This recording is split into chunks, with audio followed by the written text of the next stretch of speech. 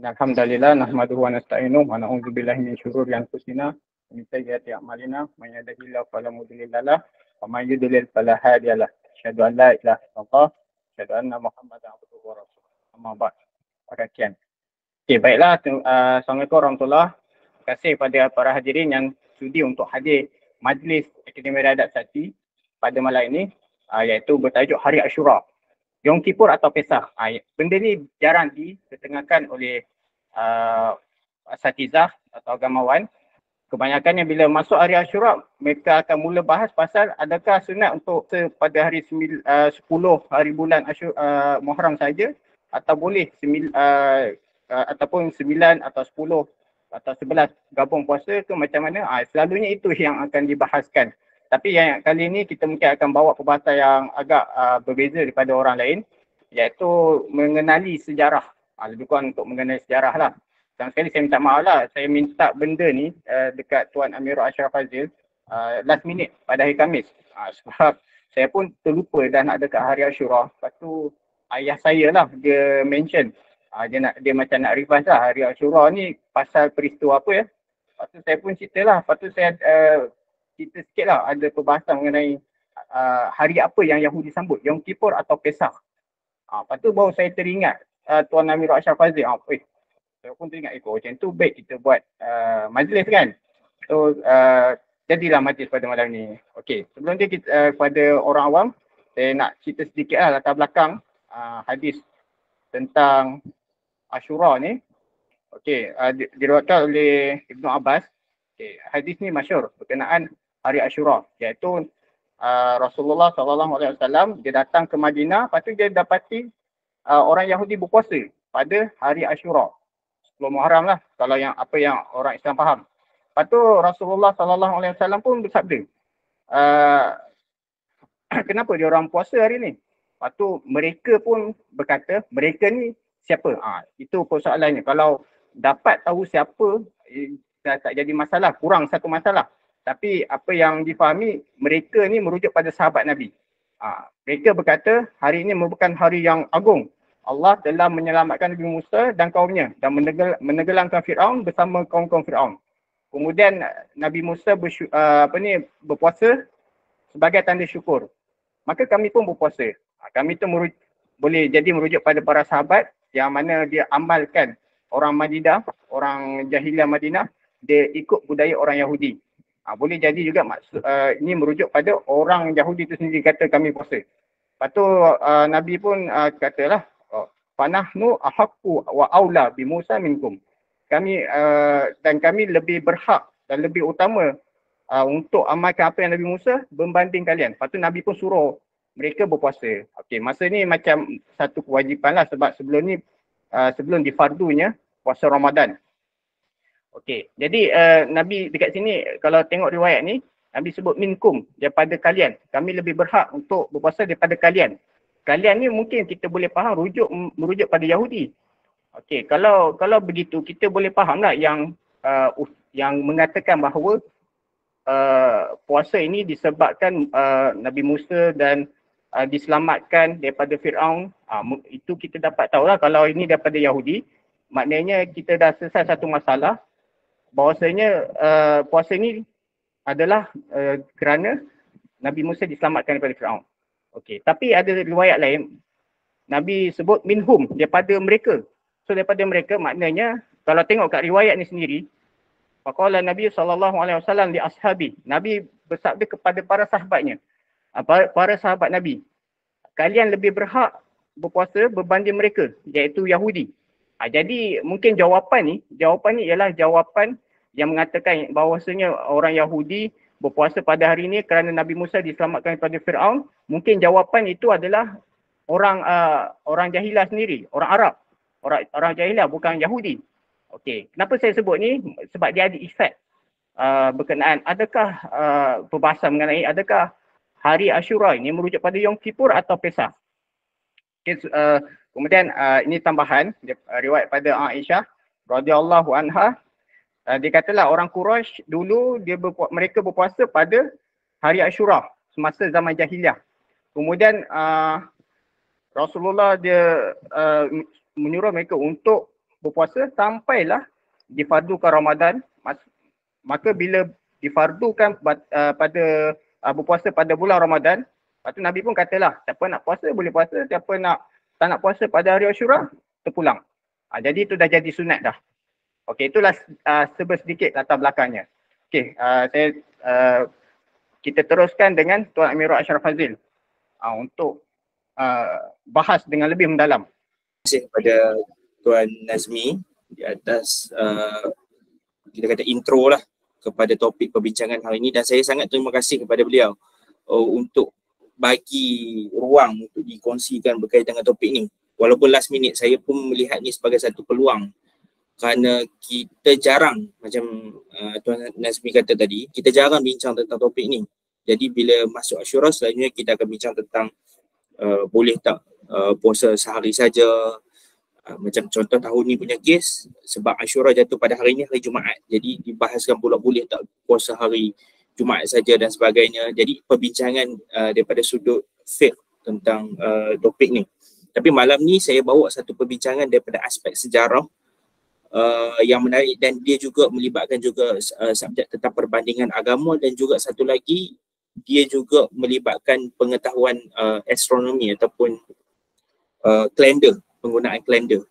Jadi dia memerlukan kita faham ketiga-tiga cabang ilmu ni untuk kita teliti balik isu ni.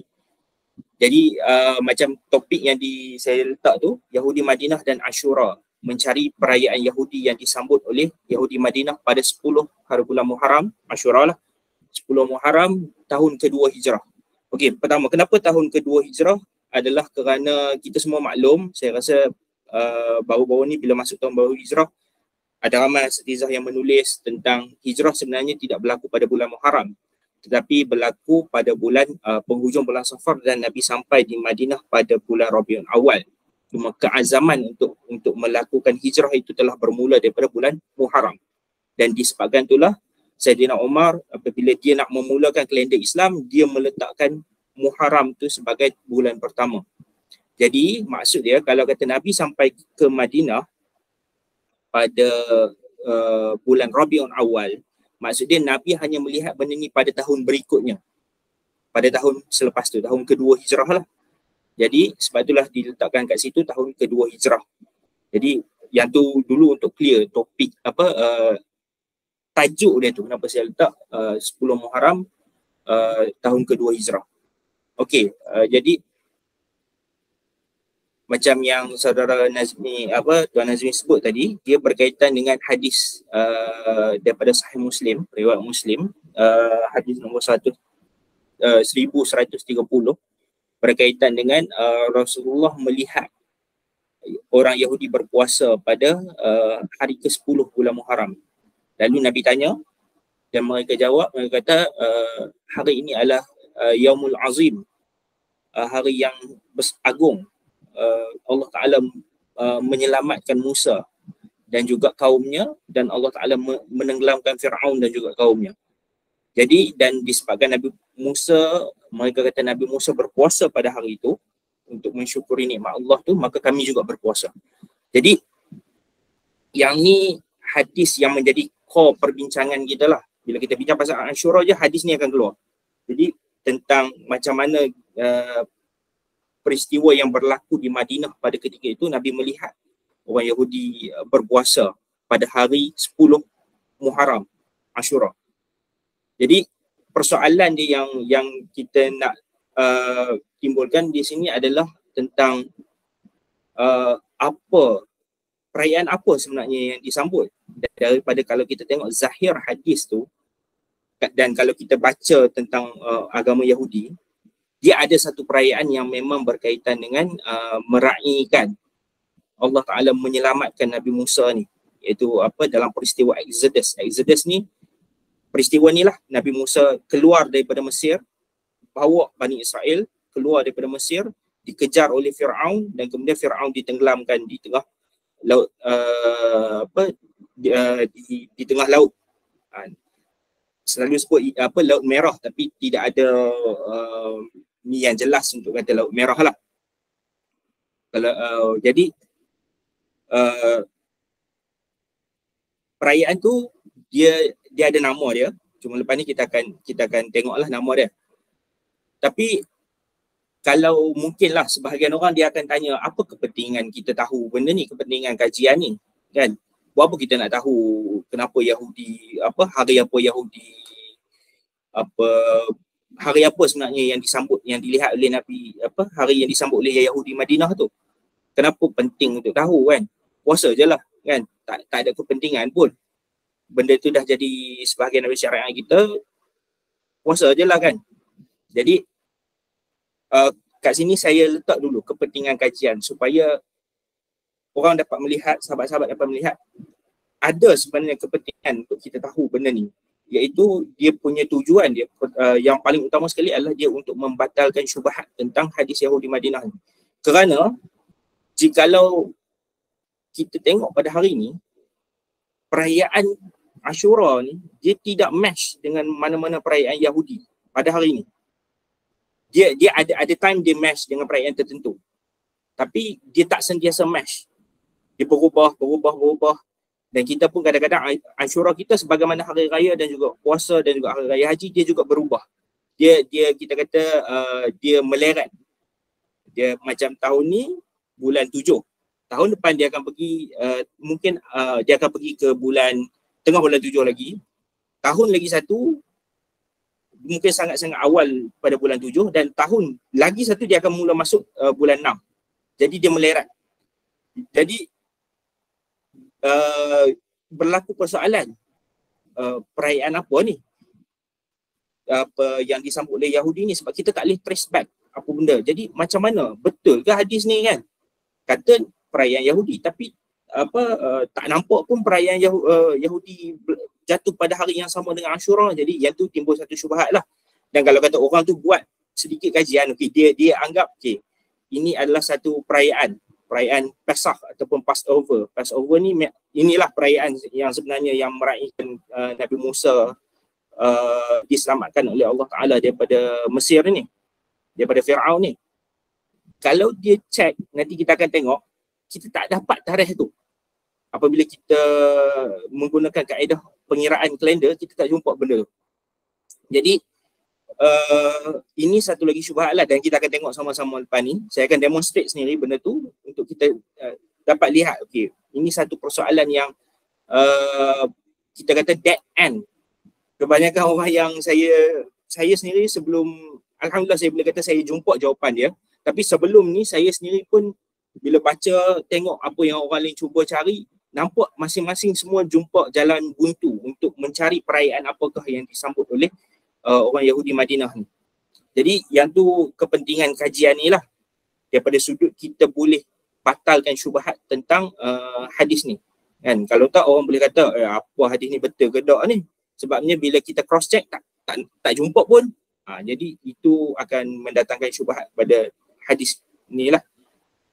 Jadi ini kepentingan dia adalah supaya kita dapat defend hadis ni. Okey.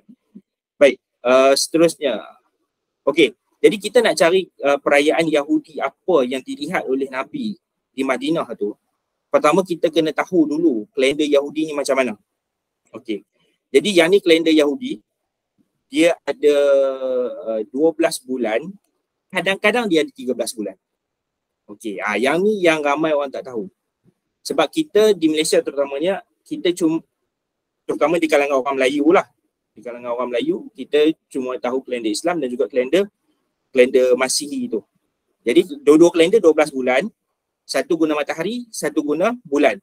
Kalender Masihi guna matahari, kalender bulan kalender Islam, kalender Hijrah guna bulan. Jadi bulan dia sentiasa 12. Jadi kita tak kenal sebenarnya ada satu lagi sistem kalender yang dipanggil sebagai kalender Syamsi Qamari ataupun kalender lunisolar. Kalender lunisolar ni dia macam kalender Hijrah kita, kalender Qamariyah, kalender bulan, tetapi dia akan tambah pada tahun-tahun tertentu, dia akan tambah jadi 13 bulan. Pada tahun-tahun lompat dia, dipanggil tahun lompat, leap year dia akan tambah jadi 13 bulan. Jadi sebab tu tuan-tuan boleh tengok kat situ. Bulan pertama dia Nisan, kedua Iyar, ketiga Sivan, lepas tu Tammuz, Av, Elul, Tishre, Markeshvan, Kislev, Tevet, Shevat, Adar dan kemudian Adar 2. Adar 2 ni adalah bulan ke-13. Bulan ke-13 ni kalau dalam bahasa Inggeris dia panggil intercalary month ataupun dia sebab dia melibatkan proses yang dipanggil dalam bahasa Inggeris intercalate. Kalau saya tak jumpa terjemahan dikemukakan oleh Dewan Bahasa dan Pustaka tentang istilah intercalate ni. Jadi saya sendiri mengemukakan satu istilah iaitu bulan sisipan. Sebab dia sisip pada penghujung tahun tu. Dan tujuannya apa? Tujuan dia adalah untuk mengekalkan bulan-bulan ni sentiasa di dalam musim. Ini satu lagi faktor kenapa kita tak kenal kalender ni. Kerana kita negara Khatulistiwa. Negara Khatulistiwa kita tak ada musim. Tetapi di hemisfera utara dan hemisfera selatan mereka ada 4 musim. Jadinya kalender ni adalah tujuan dia untuk mengekalkan bulan-bulan tu dalam musim tertentu. Contoh, Nisan sentiasa dalam musim bunga. Sebab kalau dia ikut kalender 12 bulan macam kita, Qamari, apa yang berlaku adalah dia akan jadi macam perayaan kita lah. Dia akan meleret. Maksudnya macam contoh Ramadan, Muharram kali ni bulan 7. Pertengahan bulan 7 sampai tengah bulan 8. Tahun depan dia akan meleret.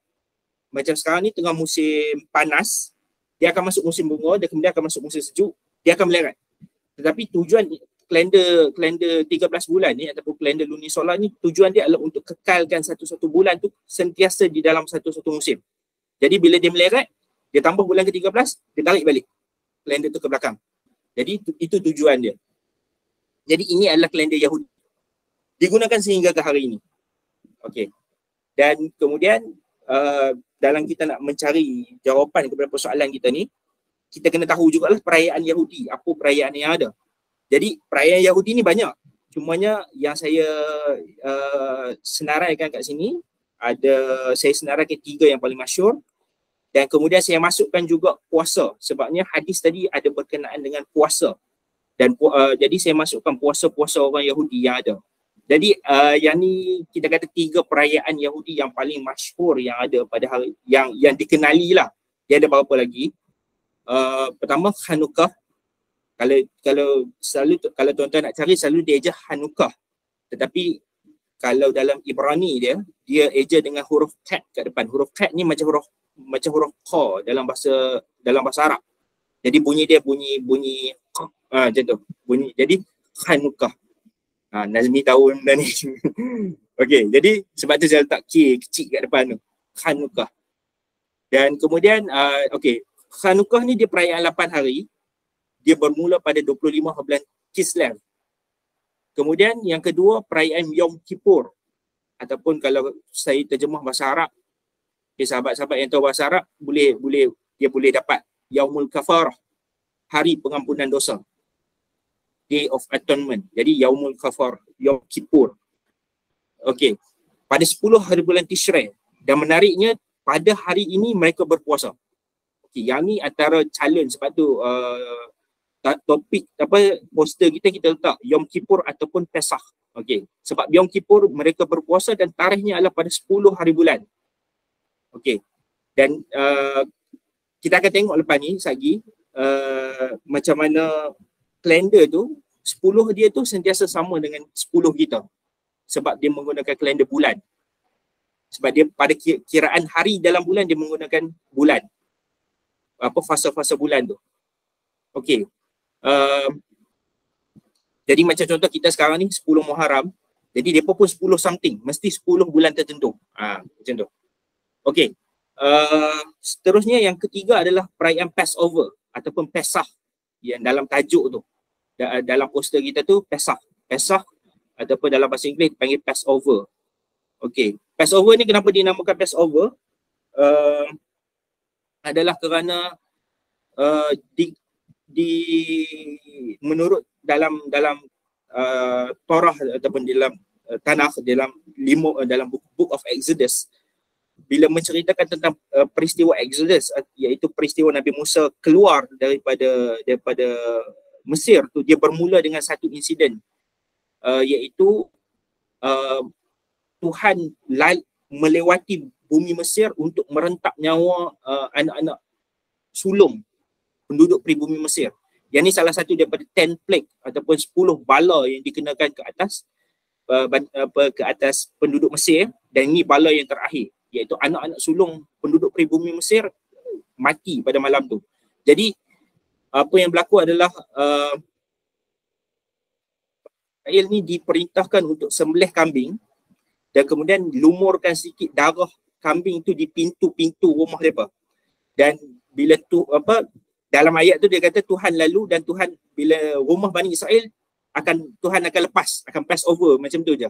Maksud dia takkan ambil nyawa anak sulung dalam rumah tu. Sebab tu dinamakan pass over ataupun Pesach. Okey. Jadi dia adalah sebahagian daripada permulaan kepada peristiwa Nabi Musa lari keluar daripada Mesir, lintas belah laut, dan kemudian Firaun kejar, dan kemudian Firaun ditenggelamkan dalam laut tu. Okey, yang tu dia permulaan kepada peristiwa tu. Jadi Pesach. Dan kemudian puasa pula kita tengok ada Yom Kippur, tadi saya dah jelaskan. Cuma Yom Kippur ni dia perayaan kalau betul-betul lah saya jelaskan sikit aspek. Perayaan dia ni adalah perayaan selepas Bani Israel bertaubat daripada menyembah anak lembu, patung anak lembu tu yang Samiri buat tu. Kalau dalam kitab dia orang, dia tak sebut Samiri, dia kata Nabi Harun yang buat. Alhamdulillah. Jadi apabila Bani Israel bertaubat, maka adanya Nabi Musa kan, bila Nabi Musa turun untuk lepas 40 hari menerima Taurat tu, turun jumpa balik kaum dia sembah Bani Israel sembah patung anak lembu. Nabi Musa lempar lauh tu, papan batu yang ada commandment tu. Jadi dia lempar, pecah. Jadi dalam kepercayaan Yahudi, Nabi Musa naik balik 40 hari untuk kali kedua, dan kemudian bila Nabi Musa turun balik sekali lagi dengan lauh yang ada tu, maka pada hari itu hari Yom Kippur dan dia diampunkan dosa. Okey, jadi Yom Kippur dia berkaitan dengan berkaitan dengan pengampunan dosa. Okey. Dan kemudiannya seterusnya adalah Tisha B'Av. Saya rasa saya boleh ke depan dia. Okey. Macam mana nak previous? Dia lambat.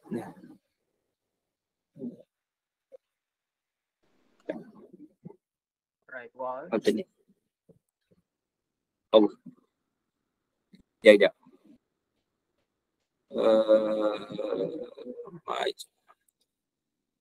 Macam mana nak return balik? Tak apa. Okey, jadi pride sikit. Okay, thank you.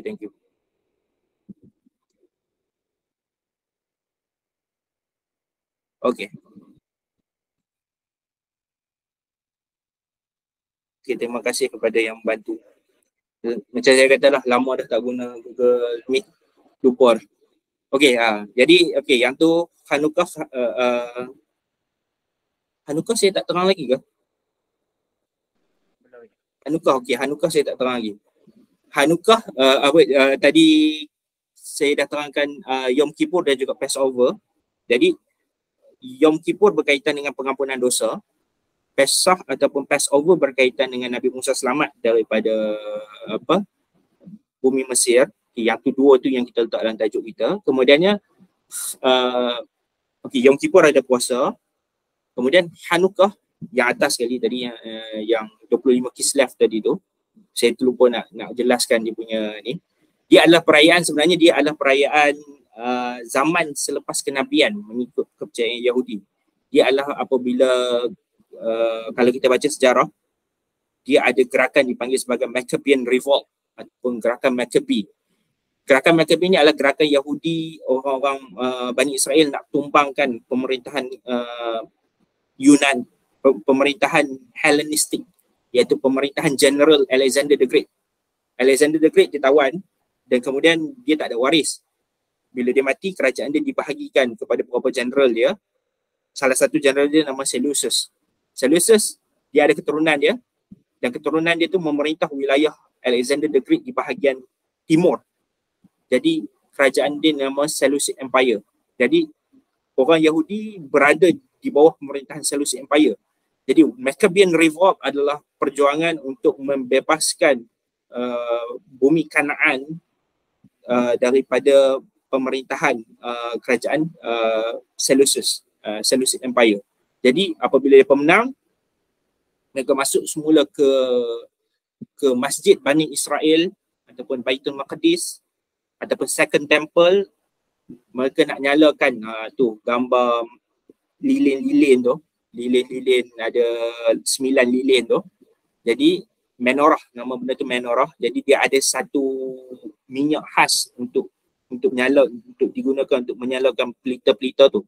Tapi pada waktu tu apabila dia pemenang, biasalah lepas perang resource semua out.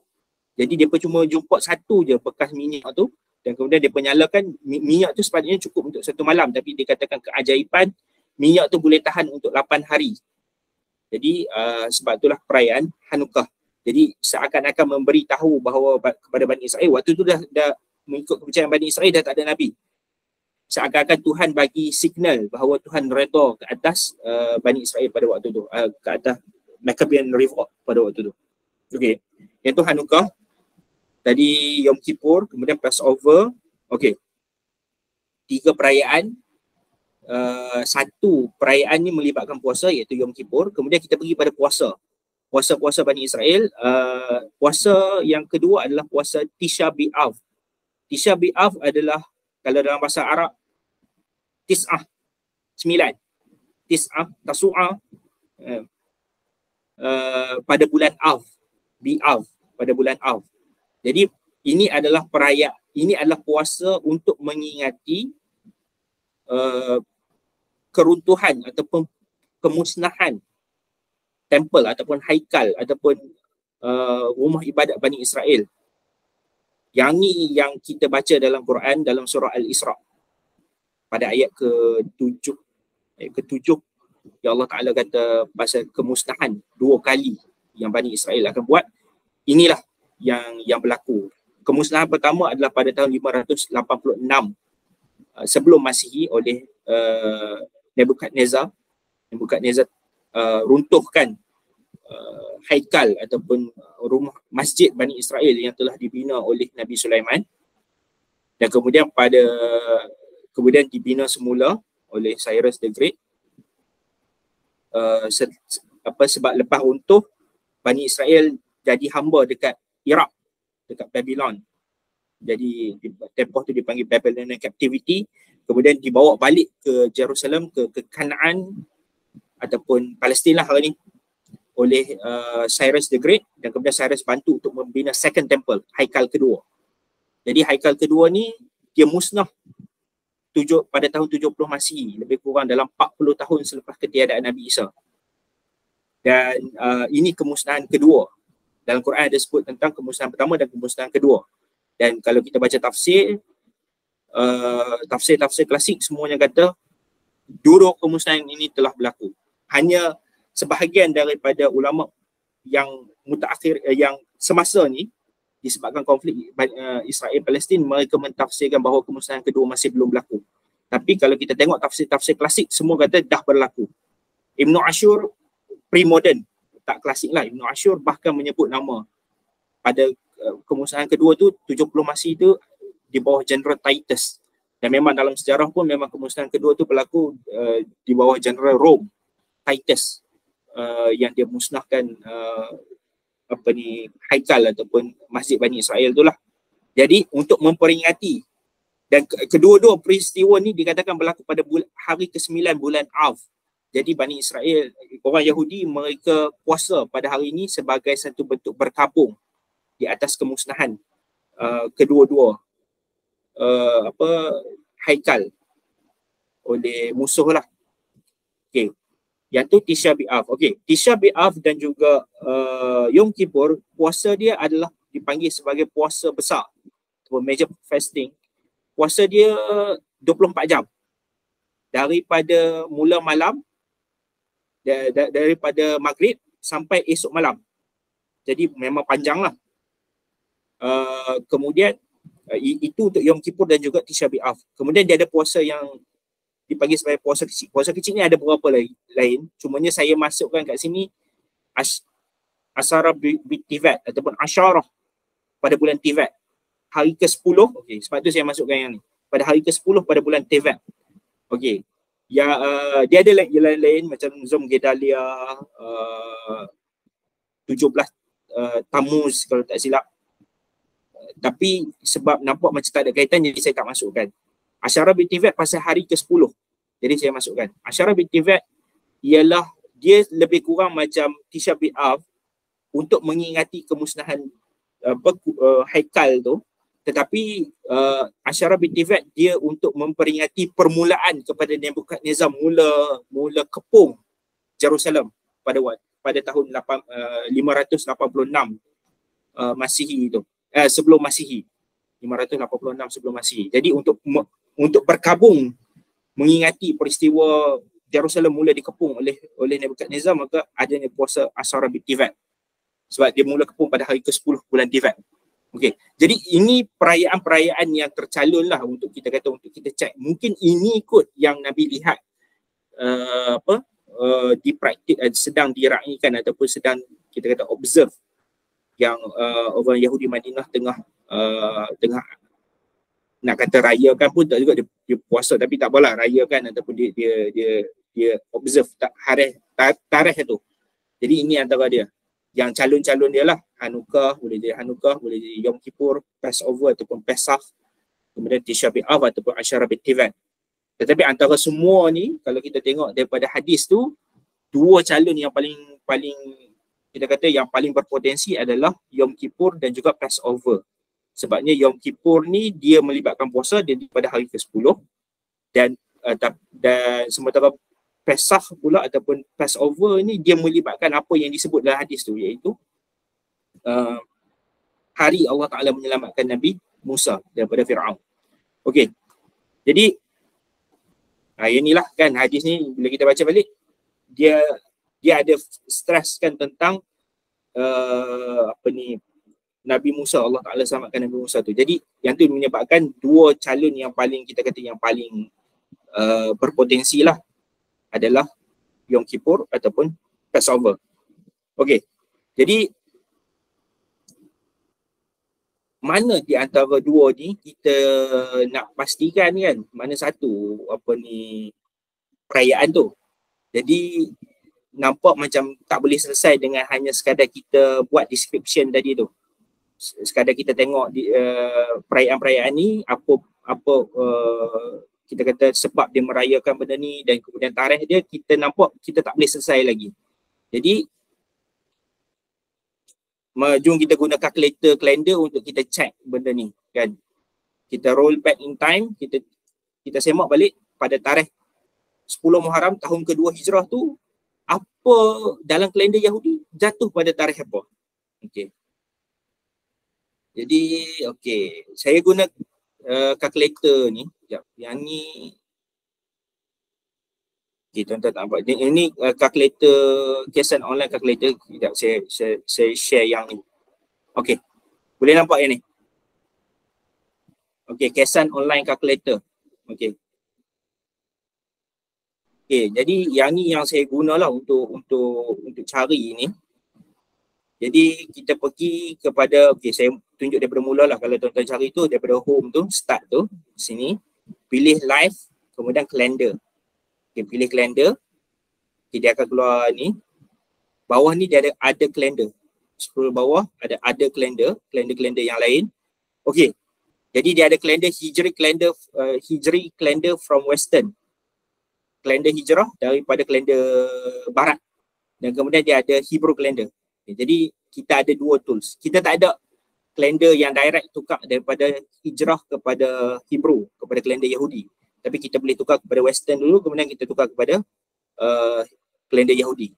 Jadi jom kita tengok dulu tarikh 10 Muharram tahun kedua Hijrah jatuh pada berapa hari bulan mengikut kalender Masihi. Okey. Hijri kalender Western. Hijri kalender to Western. Jadi untuk tukarkan daripada kalender Hijrah kepada kalender Masihi. Okey. Tarikh yang kita nak adalah Muharram tahun kedua Hijrah. Semua boleh nampak ah? Okey. Boleh.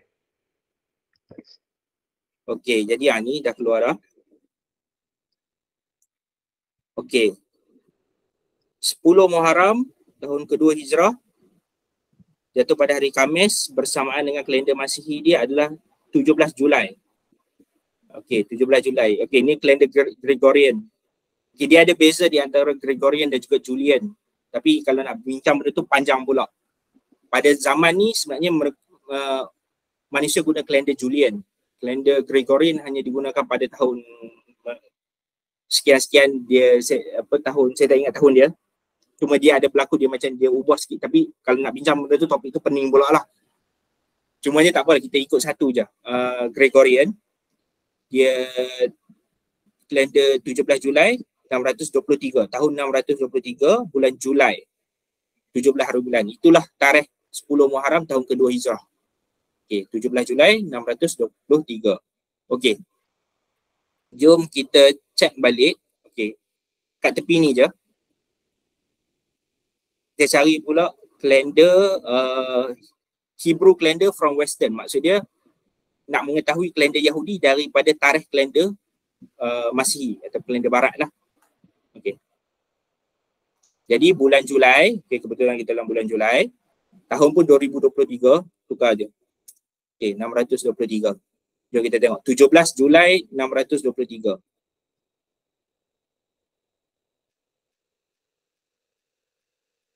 Julai Gregorian, 17 Julai 623. Okey, hari Khamis, okey betul.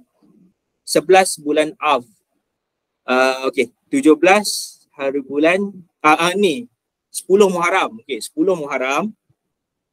Yang ni 11. Nampak tak? Dia tak lari jauh. Dia macam kita lah. Macam tu raya puasa kan.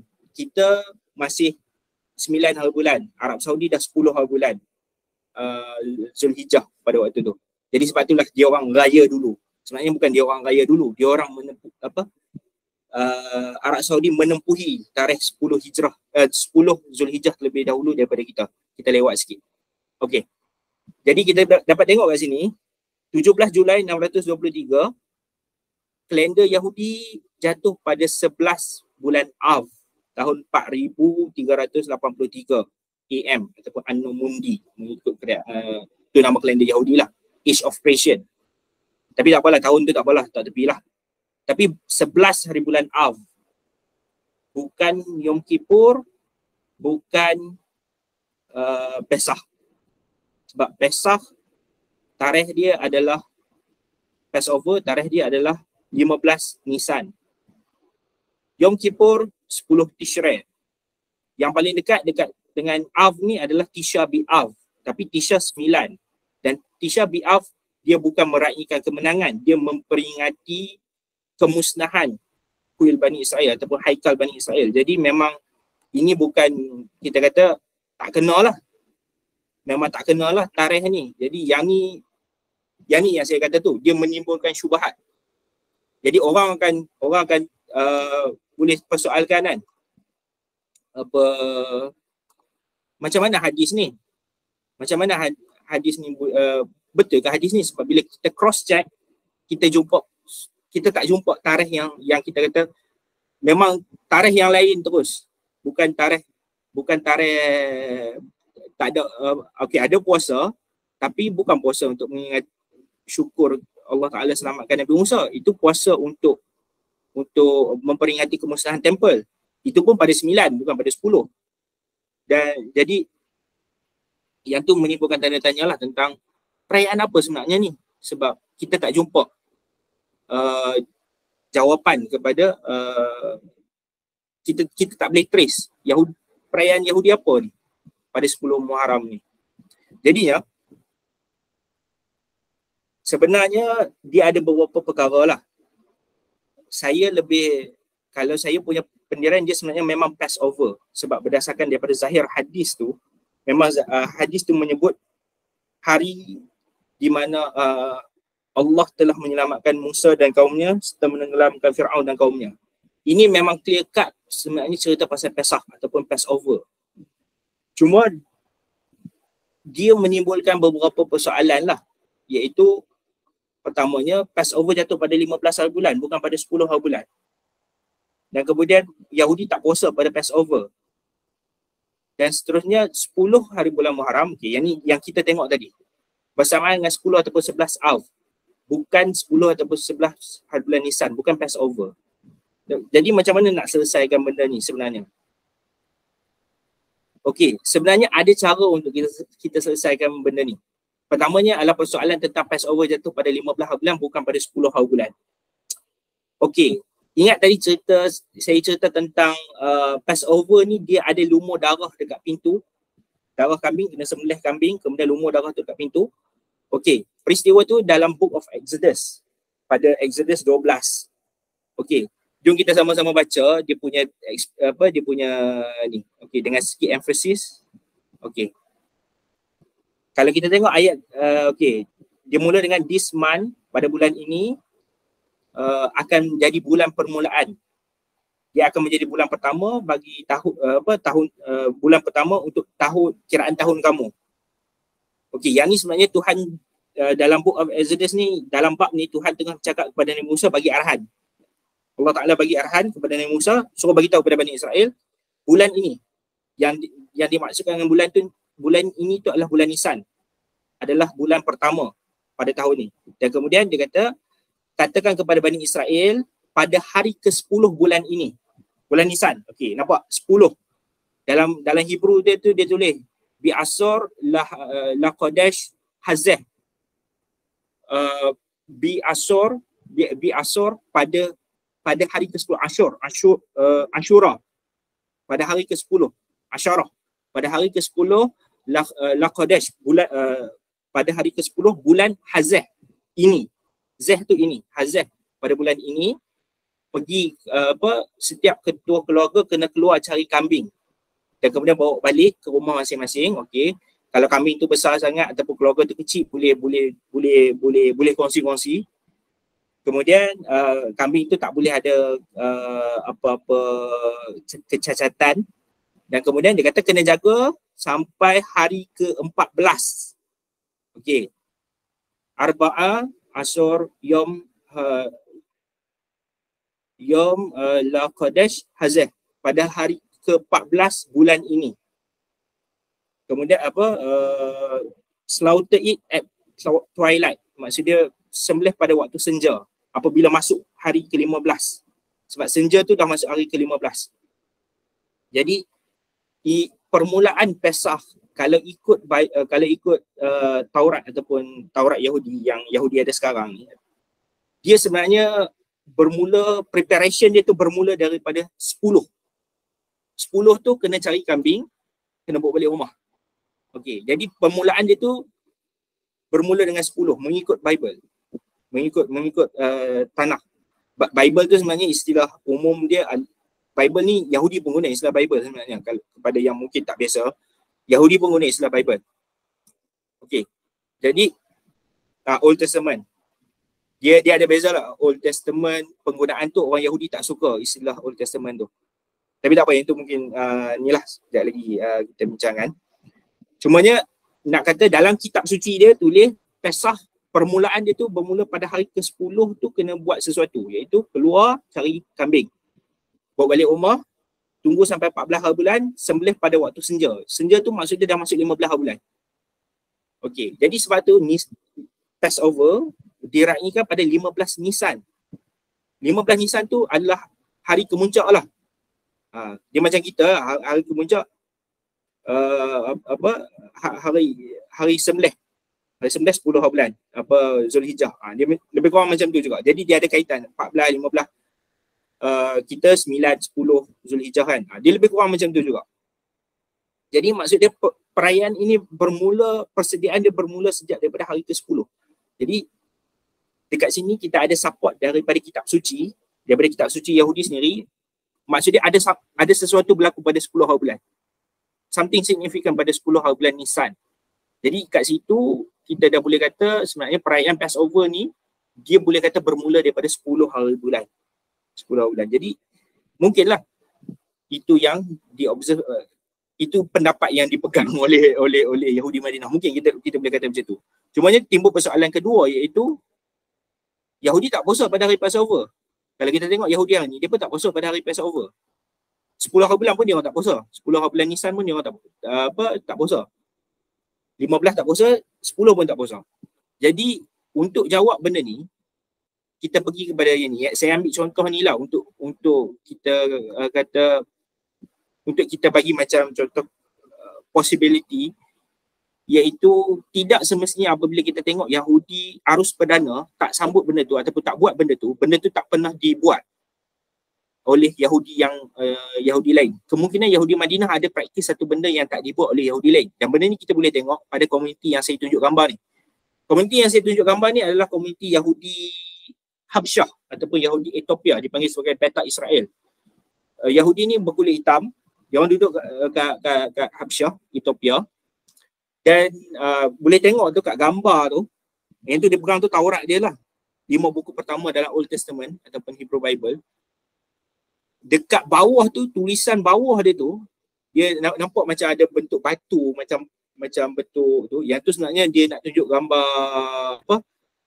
Yang bentuk melengkung tu. Yang bentuk melengkung tu nak tunjuk lauf Nabi Musa tu. Bawah tu, tuan-tuan tengok tulisan tu bukan tulisan Bani Israel, bukan tulisan Hebrew. Bawah tu adalah tulisan Ge'ez. Tulisan Ge'ez ni tulisan Habsyah. Jadi ini komuniti Yahudi Habsyah ataupun Yahudi Ethiopia. Menariknya, Yahudi Ethiopia ni dia ada amalkan satu benda yang tak diamalkan oleh masyarakat Yahudi lain, iaitu salah satunya lah. Okey, pondok ni dia diamalkan amalan memulaukan ataupun mengasingkan wanita-wanita yang haid, period. Jadi bila wanita period ataupun haid, isteri dia apa kan, dia akan kurung dalam, dia akan asingkan dalam pondok ni. Maksudnya tak duduk dalam rumah. Benda ni tak dibuat oleh Yahudi arus perdana yang lain. Tuan-tuan pergi ke tempat lain, Yahudi Eropah, Ashkenazi, Yahudi Spanyol,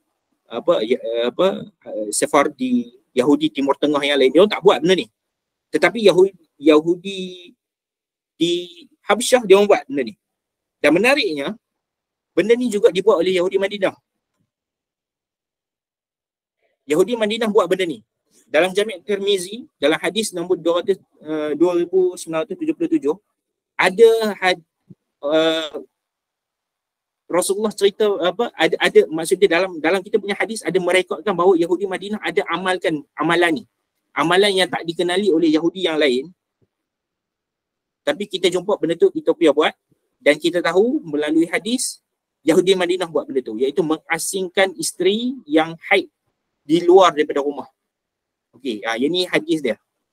Jadi kat sini bagi kita kita kata macam satu excuse untuk kita kata, okey, walaupun Yahudi arus perdana hari ni tak puasa pun pada 10 hari bulan Nisan ataupun 15 hari bulan Nisan, 10 lah kita nak fokus pada 10 hari bulan. Dia orang tak puasa pun pada tarikh tu, tapi kemungkinan Yahudi Madinah puasa pada hari tu, dan benda tu unik untuk Yahudi Madinah, sebagaimana amalan mengasingkan wanita haid ni unik kepada Yahudi Madinah. Dan kita dapat buktikan bahawa tak semestinya apabila Yahudi arus perdana tak buat, benda tu tak ada. Sebab kita boleh tengok bahawa Yahudi Ethiopia buat benda tu, mengasingkan wanita yang haid ke dalam di luar daripada rumah, masuk dalam pondok lain, dalam rumah yang lain, rumah yang dikhususkan untuk wanita haid. Jadi nak tunjuk kat sini bahawa kita ada excuse untuk kita kata boleh jadi Yahudi Madinah dia amalkan satu benda yang tak diamalkan oleh Yahudi yang lain. Jadi kita ada excuse untuk buat benda ni. Tapi kita tak ada bukti yang kukuh, cuma kita ada dipanggil circumstance, bukti sokongan ataupun excuse yang kita boleh guna untuk kita kata kemungkinan Yahudi Madinah dia amalkan satu benda yang tak diamalkan oleh tempat lain, dan kita ada excuse untuk benda tu. Yang ni lah, kes ni lah. Jadi ini sebagai supporting evidence untuk benda tu. Circumstantial evidence. Okey, terima kasih Tuan Nazmi. Dia bukti yang menyokong. Okey. Jadi selesailah. Maksud dia kita boleh kata okey, Passover jatuh pada 15 bulan, bukan 10 bulan sebenarnya, daripada kitab sendiri, daripada Tanakh ataupun daripada Taurat Yahudi sendiri, dia mengatakan bahawa jatuh perayaan tu bermula pada 10 Harbulan. 10 Harbulan tu dah kena buat sesuatu dah. Kena pergi cari kambing, kena bawa oleh rumah. Okey. Jadi dia ada signifikan. Tarikh 10 Harbulan tu ada signifikan. Kemudian yang kedua adalah tentang dia tak berpuasa pada hari itu kan. Kita kata Yahudi hari ini tak puasa pada hari itu. Okey, kita ada bukti circumstantial evidence menunjukkan bahawa kemungkinan bahawa Yahudi Madinah ada mengamalkan satu benda yang tak diamalkan oleh orang lain. Okey. Jadi dia tak jadi isu lah dekat situ. Cuma masih ada satu isu yang berbaki, iaitu 10 Muharram tahun kedua Hijrah bersamaan dengan 10 Av, bukan Nisan. Kita dah tengok tadi. Okey. Saya minta izin minta ayat sekejap. Okey. Yang ni kita dah tengok tadi. Ini memang fakta lah. Bila kita kira ikut kalkulator tu, kita tak jumpa. Dia memang jatuh pada bulan Av, bukan pada bulan Nisan. Macam mana nak selesaikan benda ni? Okey, benda ni sebenarnya kita boleh selesaikan kalau kita adjust pemahaman kita tentang apa yang disebut sebagai an-nasakh ataupun penangguhan bulan, ataupun penundaan bulan. Yang disebut dalam Quran, dalam surah Taubah ayat 37 tentang tentang praktis orang Arab jahiliah. Okey, kalau kebiasaannya masyarakat bukan masyarakat. Kebiasaannya apa yang masyhur tentang pendapat tentang an-nasakh ataupun penangguhan bulan ni adalah dia mengundurkan bulan ataupun dia tukar-tukar bulan. Macam dia kata okey, bulan ni bukan bulan haram sebab dalam Islam kita ada 4 bulan haram kan, bulan yang tak boleh berperang. Jadi pendapat yang masyhur kata orang Arab ni dia suka perang, jadi bila masuk bulan haram dia geram sangat dengan musuh dia tunda bulan, dia tukar bulan. Okey, itu satu pendapat. Dan pendapat tu masyhur lah. Okey. Tapi ada satu lagi pendapat tentang an-nasakh.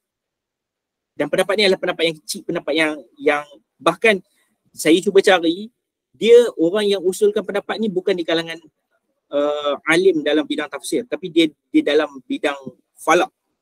Antara yang kemukakan adalah Al-Biruni. Dan juga kemudiannya Al-Mas'udi pun dia bagi pandangan ni. Iaitu dia faham, dia kata an-nasakh ni bukan tangguh bulan ikut suka hati.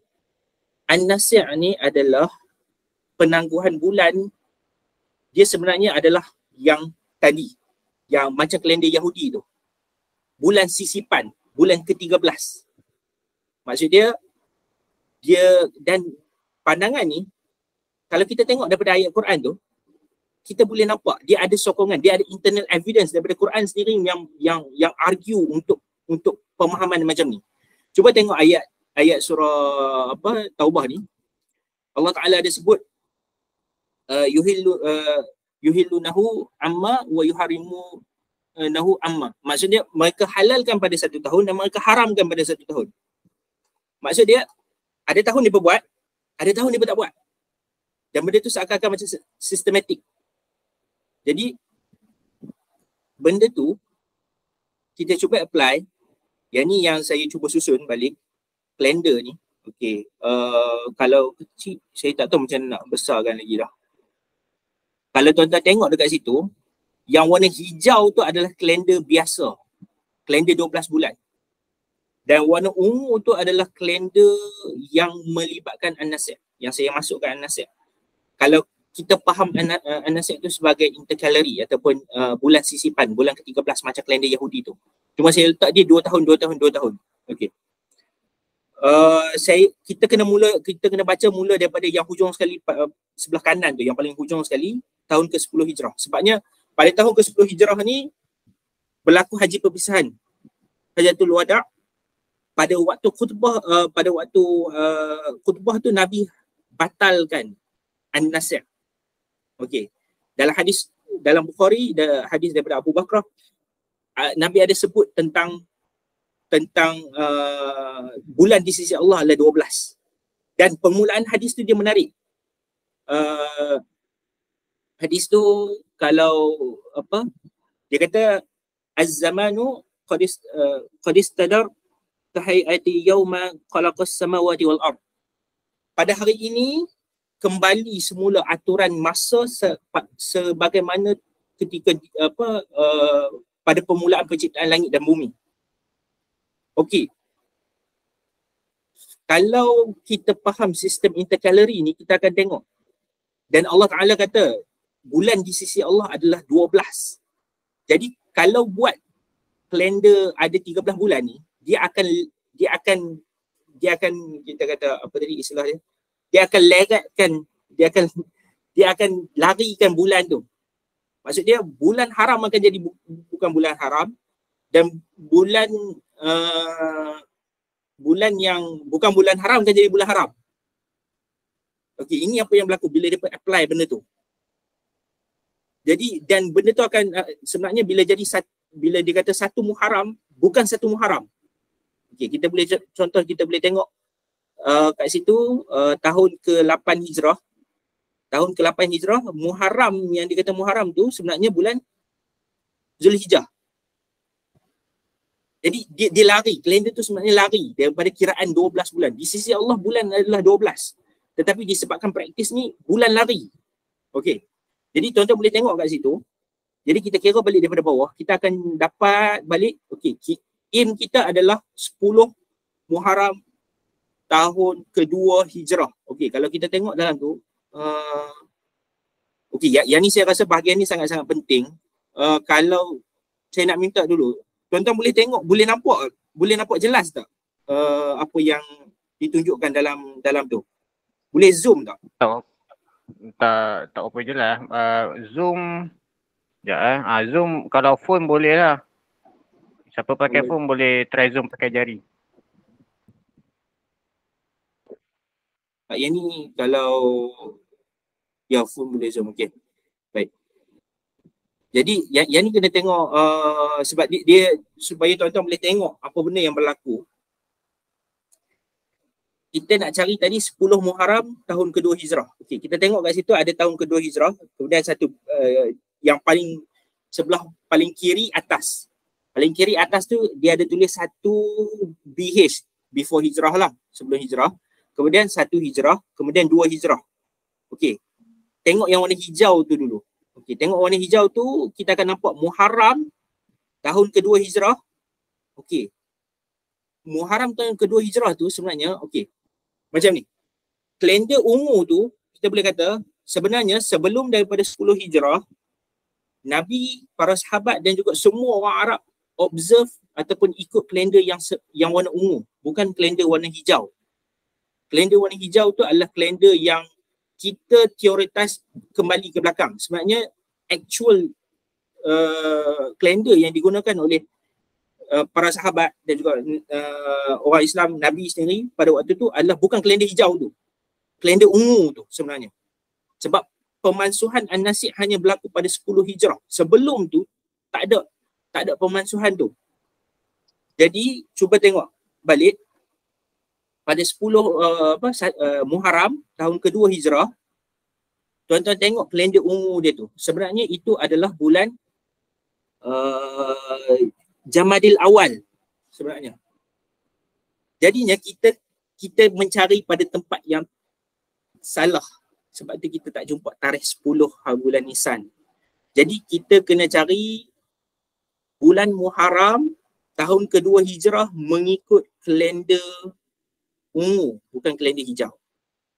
Jadi kalender ungu tu tahun kedua Hijrah, bulan Muharram dia tu jatuh pada pada bulan Ramadan tahun pertama Hijrah sebenarnya. Jadi sebenarnya kita kena tambah 4 bulan lagi ke belakang. 4 bulan lagi ke belakang barulah kita dapat bulan Muharram yang pada sisi Nabi dan juga para sahabat dan juga masyarakat Arab pada waktu tu. Baru kita akan dapat balik bulan Muharram pada sisi Nabi. Pada kita dia Ramadan. Bila kita kira balik ke belakang, dia Ramadan tahun pertama Hijrah. Tetapi pada sisi orang zaman tu, sebelum berlaku pemansuhan penangguhan bulan ni, An-Nasik ni, bulan mereka adalah bulan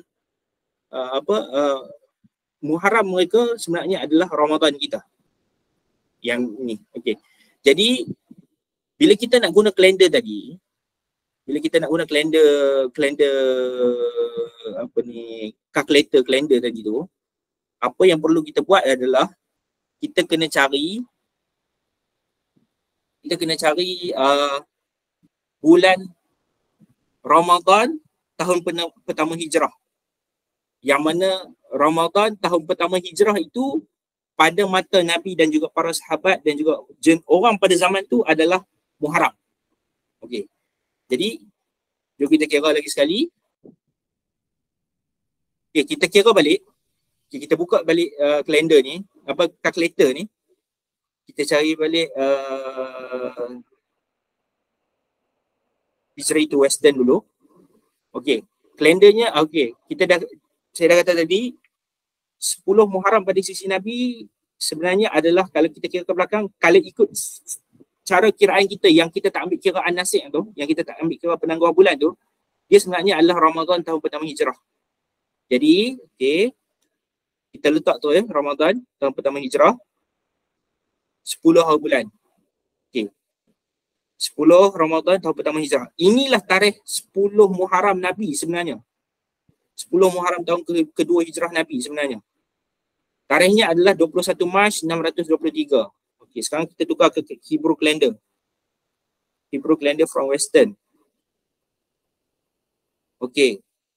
21 Mac 623. Mac 623.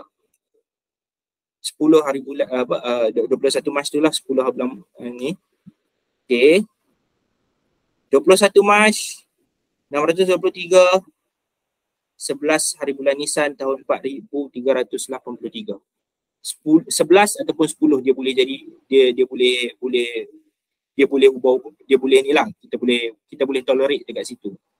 Jadi kita dapat balik tarikh yang sepatutnya, iaitu 11 Nisan ataupun 10 Nisan lah. 10 Nisan bersamaan dengan tarikh 10 Ramadan tahun pertama hijrah mengikut kiraan kita yang tak ambil kiraan nasib. Kita kira 12 bulan biasa je. Tetapi pada waktu tu belum ada pengharaman an-nasib, belum ada pemansuhan an-nasib. Jadi para sahabat Nabi semua dia guna kalender yang sebelah ungu, iaitu kalender yang ada sisipan tu. Jadinya Muharram mereka sebenarnya adalah Ramadan dalam kiraan kita. Okey. Dan bila kita buat macam tu, kita jumpa balik tarikhnya 10 Nisan memang Passover. Maksudnya bulan Passover lah 10. Jadi selesai untuk isu yang ketiga, yang isu berbangkit ketiga selesai. 10 hari bulan Muharram tahun kedua hijrah bersamaan dengan 10 Av. Jadi bukan 10 Av, bila kita faham balik an-nasib tu macam dengan pemahaman bahawa dia merujuk pada bulan sisipan, maka kita dapat balik tarikh dia adalah Nisan bulan Passover. Jadi daripada situ kita boleh katalah kita dapat pertahankan hadis ni. Kita kata memang betul hari yang dilihat oleh Nabi, hari perayaan Yahudi yang dilihat oleh Nabi yang mereka berpuasa tu, yang mereka kata hari Allah Taala selamatkan Nabi Musa dan kaumnya daripada Firaun, hari yang sama Allah Taala tenggelamkan Firaun, dia merujuk pada peristiwa tu secara umum. Maka itu memang Passover, iaitu pada bulan Nisan, perayaan pada bulan Nisan kalender Yahudi. Okey. Jadi selesai jawapan dia, perayaan apa yang dilihat oleh Nabi pada hari Ashura. Kalau ikut metod ni, kalau ikut kiraan ni, dan saya memang berpegang macam ni lah, dia adalah Pesach ataupun Passover, bukan Yom Kippur. Okey. Jadi yang tu saja daripada saya untuk pembentangan malam ni. Okay. Saya serahkan balik kepada Tuan Nazmi untuk Q&A session dan lain-lain. Okey, terima kasih kepada Tuan Munirul Ashraf Fazil. Satu perbahasan yang mungkin agak memeningkan bagi sesetengah orang, terutama sekali yang baru first time pernah dengar pasal kalender-kalender an-nasib apa semua benda ni kan. Okey, daripada ini juga kita boleh tahulah. Jadi bila kita nak kaji tentang suatu tarikh zaman dahulu, contohnya kelahiran Nabi, so kita tak boleh terlalu literal. kita sangka apa yang kalender zaman sekarang ni sama macam yang zaman jahiliah. So tak boleh. So kita kena ada buat penyeraan yang macam tu lah. Okay, by the way, saya nak share sikit. Okay, yang ni satu kajian lah daripada Ben Abrahamson dan Joseph Katz. Joseph Katz ni saya tak tahu lah siapa. Tapi Ben Abrahamson ni saya kenal lah. Iaitu Rabbi Yahudi yang mana ini Rabbi Yahudi ni bukan Rabbi Yahudi yang orang Yahudi yang kafir ke, totally kafir ke tak. Dia Rabbi Yahudi yang beriman pada Nabi Isa dan juga beriman pada Quran lah. So nak kata apa, jadi dia merentang arus perdana Rabbi-Rabbi yang lain. Okey. Jadi dia ada buat satu artikel yang mana dia tarjih yang Ashura tu adalah Yom Kippur. Tapi yang Tuan Amirul Ashraf Fazil tarjih Pesach kan secara kesimpulannya. Betul tak? Okey. Okey, jadi menurut pendapat dia pula ada satu artikel dia ni, tapi artikel dia nama dia ni lah. Okey, ni nama dia. Pasal 9 Av. Tapi dalam ni dia ada sebut lah. Dan juga di Facebook dia kalau tengok dia ada sebut tentang search je concerning Ashura. Dia ada jelaskan dalam 2-3 post tentang Ashura menurut pendapat dia. Ashura menurut dia Yom Kippur. Macam yang Tuan Amirul Ashraf Fazil kata, yang Nabi datang, yang Nabi observe mereka berpuasa tu pada 2 Hijrah. Tapi menurut Ben Abrahamson, bukan 2 Hijrah, dia kata 1 Hijrah. Dia kata kebanyakan sekolah Islam dia kata 2 Hijrah, dia nukil lah daripada syarih Mishkatul Masabih. Tapi dia tak bagi tahu lah kitab apa, siapa syarih tu. Dia kata dia ikut, sebab ikutnya kononnya bila ikut penyiraan sekarang ni Nabi sampai pada lebih kurang 10 Rabiul Awal. Jadi macam pelik lah kalau Nabi sampai tu dia orang buat Ashura. Sebab menurut mereka bulan Muharram lah Ashura tu kan. Jadi dia buat andaian tahun depan tu. Tapi yang Ben Abraham kata tak, dia 1 Hijrah tu. Dan antara hujah Ben Abrahamson seperti mana yang saya jelaskan pada intro tadi, ada kesan dia terhadap hadis tadi. Okey, sebab tu saya ada sebut kalau kita tahu siapa yang jawab jawapan tu, yang mengatakan hari tersebut, yang puasa tersebut ialah Yaumun Azim. Kalau kita tahu itu Yahudi betul, mungkin selesai sikitlah isu. Okey, tapi yang kata ni boleh jadi para sahabat. Dan para sahabat ni dia boleh jadi macam kita lah, macam orang Melayu ni. Kita hari raya ada orang Melayu pergi kubur kan. Kubur. So jadi orang Cina pun ingat, orang Melayu ni dia sembah tok nenek moyang mereka masa hari raya. Dia faham literal secara zahir macam tu. Dan kemungkinan, ni saya tak katalah ni betul ke salah tak. Ini sekadar pembacaan saya lah, apa yang saya faham. Dan kemungkinan sahabat Nabi dia nampak orang Yahudi buat masa Yom Kippur. Yom Kippur tu memang puasa, cuma Yom Kippur tu sebagaimana yang Tuan Amirul Ashraf sebutkan, dia bukan bersempena Allah menyelamatkan Nabi Musa. Dia bersempena turunnya Taurah. Okey, jadi tapi yang dijawab oleh Ben Abrahamson, dia kata kemungkinan sebab apa hadis ni sahabat. Kalau kita kata yang jawab ni ialah sahabat lah, sahabat-sahabat Nabi. Kenapa dia orang kata begini, yang kononnya hari itu adalah Allah menyelamatkan Nabi Musa. Dia kata kemungkinan sebab masa buat ritual tu, mereka akan melakukan satu pembacaan dia sebut Kiddush. Kiddush dia baca dekat air, dekat segelas cawan arak lah, wine. Okey, Yahudi menurut Yahudi wine ni tak haram secara mutlak. Yang haram kalau mabuk. Okey. Wallahualam lah adakah itu betul atau tak, itu lain cerita lah. Okey, dia baca Kiddush dan dikatakan Ben Abraham kata dalam ada lebih kurang 30 tempat dalam Kiddush tu sebut tentang ucapan kesyukuran tentang mereka dikeluarkan daripada Mesir. Jadi mungkin tapi Ben Abrahamson tak sebutlah secara detail apa yang saya akan sebutkan ni. Ni mungkin lah bagi saya. Apa yang Ben Abrahamson dia simpulkan, sebab menurut dia lah, orang Yahudi bila dia buat sambutan apa-apa perayaan, mereka adalah untuk menzahirkan kesyukuran dikeluarkan daripada Mesir. Walaupun perayaan tu bukan untuk bukan bersempena selamat daripada Mesir, macam Yom Kippur.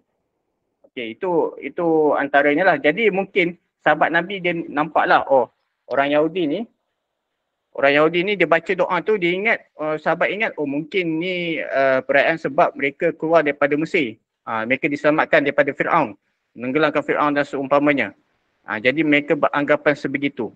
Mungkinlah ini berdasarkan teori Ben Abrahamson. Dan dia pun ada sebutlah pasal intercalation, pasal An-Nasik tu. Lepas tu dia ada bahas lah pasal sejarah sedikit pasal An-Nasik, siapa yang orang yang Arab Jahiliah yang awal-awal yang mula-mula mengira dan mengisytiharkan benda tu dan seumpamanya. Dia ada tukang kira dan dia ada tukang isytihar. Jadi dalam agama Yahudi pun macam Tuan Amir Rashad kata, ada amalan tersebut. Dan dan Islam dia dah membatalkan benda tu semasa Hajatul Wada yang Nabi sebut tu, yang Tuan Amir Rashad ada nukilkan tu. Jadi Ben Abrahamson pun dia ada sebut tentang teori An-Nasik. Cumanya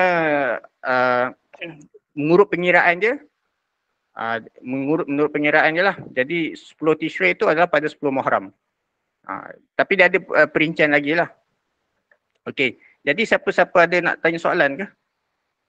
Dan saya tahu mungkin Tuan Amir Ashraf pun ada baca dan mungkin boleh bagi sedikit tak pendapat apa kelemahan hujah-hujah Ben Abrahamson kalau ada baca. Okey, saya jawab soalan tu yang ada dekat message tadi Tuan Zahidi. Jadi maksudnya kiraan masa zaman dahulu perlu buat tolerance untuk An-Nasik. Kalau ikut saya, ya, perlu ambil kira benda tu. Barulah kita boleh dapat tarikhnya. Dan satu lagi, kalau kita perasan sebenarnya nama-nama bulan di dalam bahasa Arab, nama-nama bulan Islam, sebahagian nama dia merujuk pada musim. Antaranya adalah Rabiul Awal. Rabiul Awal, Rabi' bermaksud musim bunga. Jadi kalau kita guna kalender kita sekarang, kita akan tengok bulan Rabiul Awal dia bukan sentiasa dalam musim bunga. Kadang-kadang dia dalam musim sejuk, kadang-kadang dia dalam musim duruk. Jadi kalau kita letak An-Nasik, kan saya dah bagi tahu di awal tu, dia antara peranan utama ataupun tujuan utama intercalation ataupun sisipan, bulan sisipan ni yang kita kata kita terjemah, kita faham An-Nasik tu merujuk pada benda tu. Tujuan dia adalah untuk mengekalkan satu-satu bulan tu di dalam musim tertentu. Jadi dia, bila kita faham An-Nasik ni sebagai merujuk pada bulan sisipan, dia akan selesaikan untuk isu kenapa bulan ni dinamakan sebenarnya nama musim. Rabi', lepas tu Jamadil Awal, Jamadil Akhir. Jamad tu maksudnya beku. Beku boleh, kalau saya faham, dia bukan merujuk pada beku salji, tapi dia beku musim panas. Pada waktu malam, air beku kerana gurun. Tanah Arab ni panas, tapi waktu malam dia sejuk. Di kawasan gurun, kawasan dia, bila malam dia akan jadi, suhu dia akan jatuh sangat-sangat sejuk. Air boleh beku. Jadi itu merujuk pada musim panas. Jadi yang inilah yang pada saya yang menguatkan keyakinan untuk saya faham An-Nasik itu merujuk pada intercalary ataupun bulan sisipan adalah kerana dia menyelesaikan juga isu nama bulan di dalam sistem kalender Islam. Okey. Jadi untuk menjawab Sarika, kiraan zaman dulu perlu buat An-Nasik. Kalau ikut saya, iyalah kena buat benda tu. Sebab baru kita akan boleh cari benda tu dengan tepat untuk apa yang berlaku. Okay.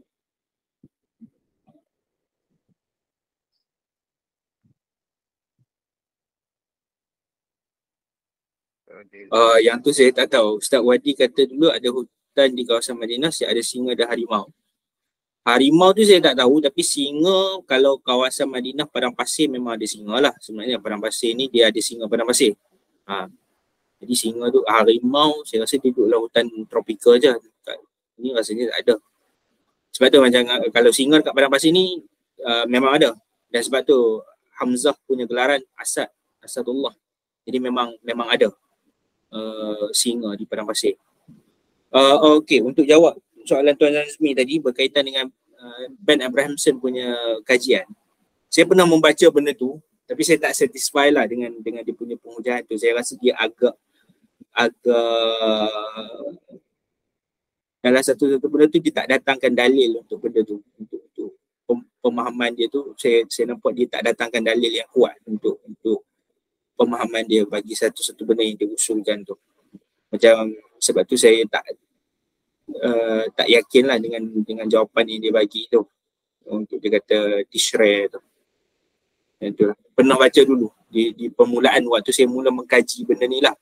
Dan ni pun saya dapat agak lewat sebenarnya. Saya rasa lepas 2 tahun macam tu baru saya dapat untuk consider tentang pemahaman kita tentang maksud an-nasikh tu. Once saya dapat pemahaman, saya cuba consider an-nasikh tu sebagai merujuk kepada interkalariman, bulan sisipan, everything fall in place. Yang tu yang untuk komen untuk kajian Ben Abrahamson lah berkaitan dengan topik ni. Mungkin boleh ajak dia kot Google Meet. Boleh.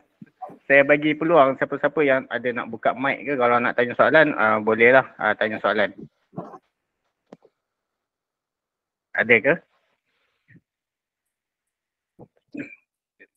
Okey, sebelum tu saya nak tu sikit lah iklan. Okay, kami ARS, Akademi Riyadhah Sakti ni mostly ajar rekreasi lah. Sama ada ilmu jasmani tentang senaman yang betul, cara nafas yang betul, ilmu nafas. Setengah orang dia mungkin legit sikit kata ilmu nafas ni. Lepas tu ada juga dan terutamanya silat lah. Silat ada untuk dewasa sekejap je. Sehari pun boleh habis. Okay, kalau untuk kanak-kanak pun ada di Sungai Buloh, di Penang masih belum buka. Di Sungai Buloh di masjid Hospital Sungai Buloh. Okey, ada siapa-siapa nak tanya soalan ke? Atau Coach Ashraf kalau ada di situ.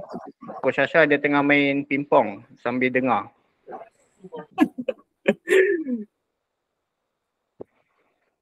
Dia terpaksa sebab dah janji. Ni pun sebab last minute kan. Saya buat terpaksa lah. Okey. Ada ke soalan lain? Kalau tak ada mungkin kita boleh tamatkan di sini. Dah pukul 11 okey lah. Boleh okey lah juga. Tak terlalu panjang. Tiada ya? Okey, kalau tiada ada kata-kata terakhir tak Tuan Amirul?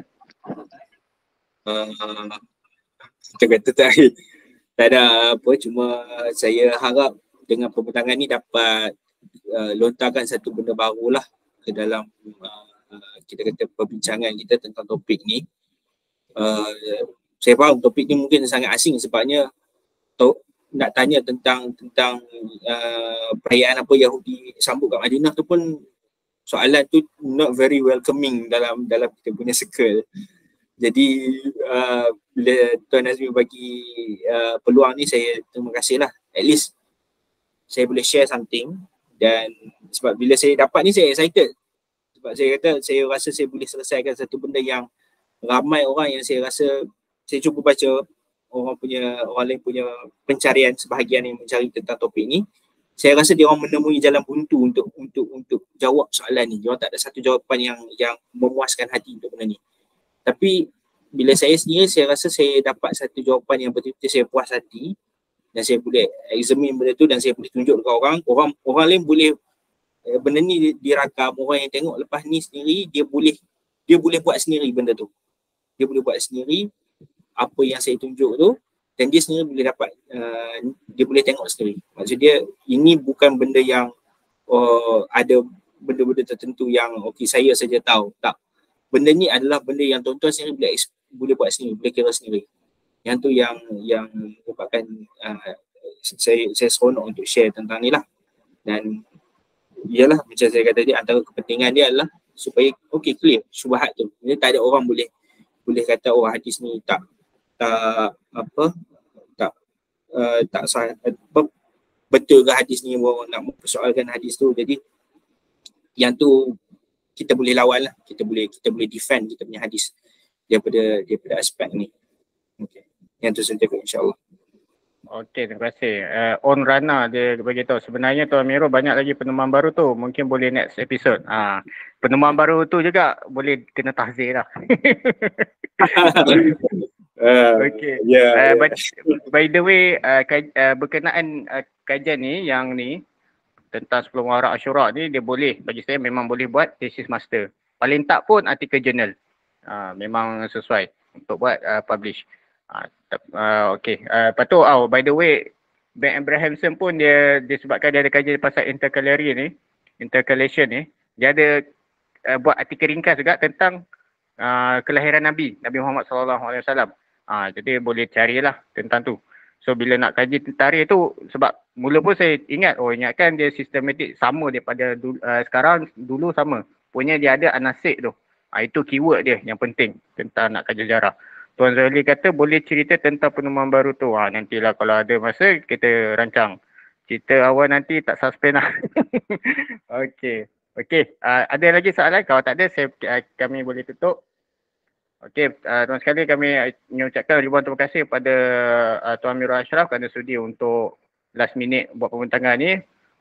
Jazakallahu khairan katsiran jazak, dan terima kasih juga dekat para hadirin yang sudi hadir mendengar sampai pukul 11 ni. Okey, semoga ilmu yang didapati boleh disebarkan.